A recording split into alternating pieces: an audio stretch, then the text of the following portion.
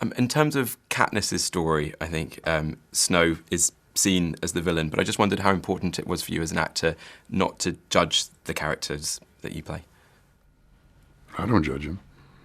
I mean, I'm him, so why would I judge him?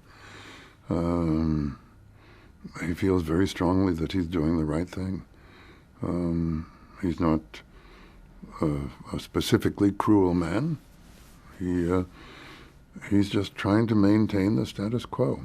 He runs a country. It's a totalitarian state. People are very oppressed. They don't eat. They don't have any money.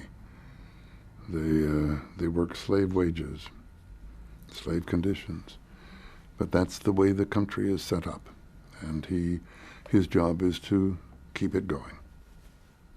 I don't see him as a villain. I see him as a bureaucrat. I have a huge affection for him. Have you looked to any current or historical political figures at all? No. He sits inside me. You go inside yourself, you read the script. It's what Jennifer Lawrence does. You go inside yourself, you read the script, and there he is. He's sitting there, looking at you, sitting on the front of your forehead, laughing at you. And although they find themselves at the opposite end of the political spectrum, probably in the film, what admiration does Snow have for Katniss, if any? Those opposite ends are together there, you know. He adores her. He recognizes her genius in the same way that I recognize Jennifer's genius. He recognizes her genius. She's a Joan of Arc, a person in the right place at the right time. She's perfect. And these are hugely entertaining films, but I think they're also thought-provoking as well. What do you think Mockingjay Part 1 has to say about warfare and perhaps the use of media in warfare? You say they're thought-provoking. I hope they're action-provoking. I hope that they mobilize young people to recognize their political responsibilities and to get off their couches and to put away their games and get out there and do something, to change something. If we're going to survive, it's up to them, because my generation has ruined this planet, ruined this earth. The people who are in government now are serving themselves, they're not serving the people.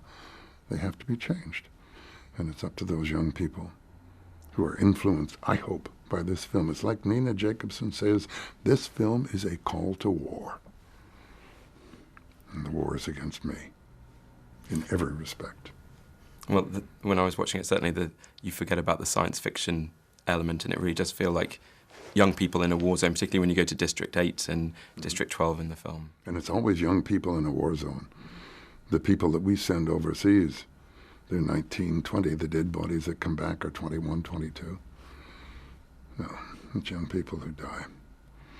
It's young people who must take responsibility for their lives.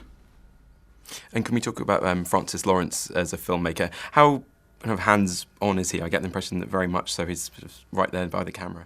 He's perfect. Perfect. His hands-on embrace you. And how about Philip Messina as production? Brilliant. Wonderful. Wonderful. You know, they couldn't find a place for President Snow in the United States, so they found a mansion, literally a mansion, a chateau, in Rambouillet, about an hour outside of Paris. It's absolutely fantastic. It's fabulous. And what it does, what it did for Francis, what it did for me, was fabulous. In fact, they took one of the rooms and they built them. Philip built them in Atlanta. And I thought, gosh, this is great. He said, well, you'll see the same room when you get to Rambouillet. And it was a wonderful place to work in. Do you know it cost €500 a day to heat? To heat. It was quite chilly. Donald Sutherland, thanks very much. Thank you. Ladies and gentlemen, you're watching Hey You Guys! Hey You Guys, huh? Hey You Guys. Is that from the Goonies? It is indeed, yes. Nice. Hey